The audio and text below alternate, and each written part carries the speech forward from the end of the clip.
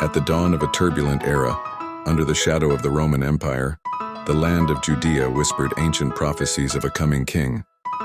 But when he emerged, it was not from a palace in Jerusalem, but from the small, obscure village of Nazareth.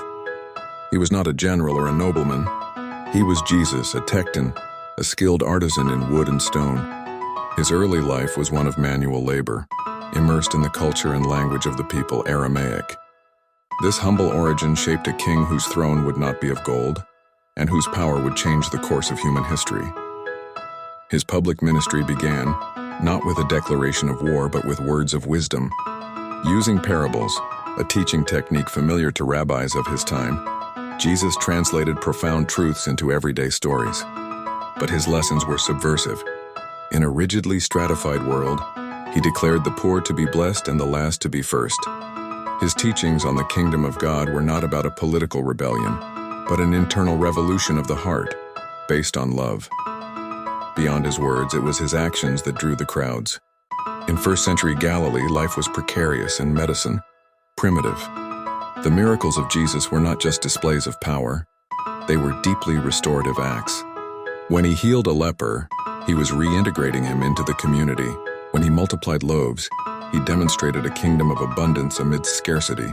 These acts created fervor, but also fear and suspicion among the authorities, who saw his growing popularity as a threat to the established order.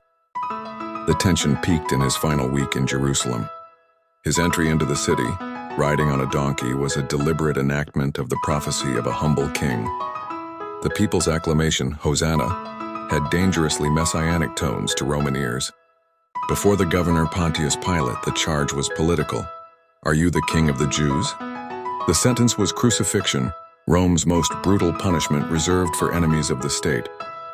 The cross, a symbol of oppressive power, and the crown of thorns, a mockery of his royalty, were transformed. In that moment of agony, the king did not curse but forgave.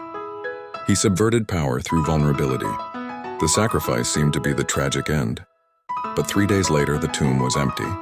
The resurrection was the proof that Jesus was, in fact, the promised king, a king who had conquered not an earthly empire, but death itself. The artisan from Galilee became the risen Lord. His kingdom, invisible to the empire's eyes, began to spread from heart to heart, igniting a movement that, against all odds, spread to the ends of the earth.